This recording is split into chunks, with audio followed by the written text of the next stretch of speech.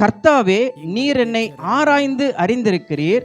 என் உட்காருதலையும் என் எழுந்திருக்குதலையும் நீர் அறிந்திருக்கிறீர். என் நினைவுகளை தூரத்திலிருந்து அறிகிறீர். நான் நடந்தாலும் படுத்திருந்தாலும் என்னை சூழ்ந்திருக்கிறீர். என் வழிகளெல்லாம் உமக்கு தெரியும் என்று இங்கே சங்கீதக்காரன் சொல்கிறான். அன்பானவர்களே, ஆண்டவர் நம்மை ஆராய்ந்து அறிந்திருக்கிறார். நம்மை பற்றி நமக்கே தெரியாத பல காரியங்கள் நம்மை பற்றி ஆண்டவருக்கு தெரியும்.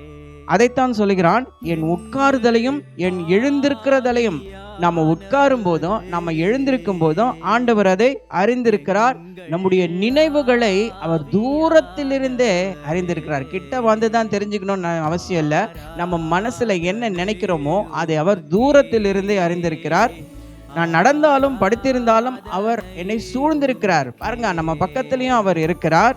என் வழிகள் எல்லாம் உமக்கு தெரியும். நம்முடைய வழிகள் எல்லாம் அறிந்த தேவன். எனவே அன்பானவர்களே, நீங்கள் எதற்கும் கலங்காதிருங்கள்.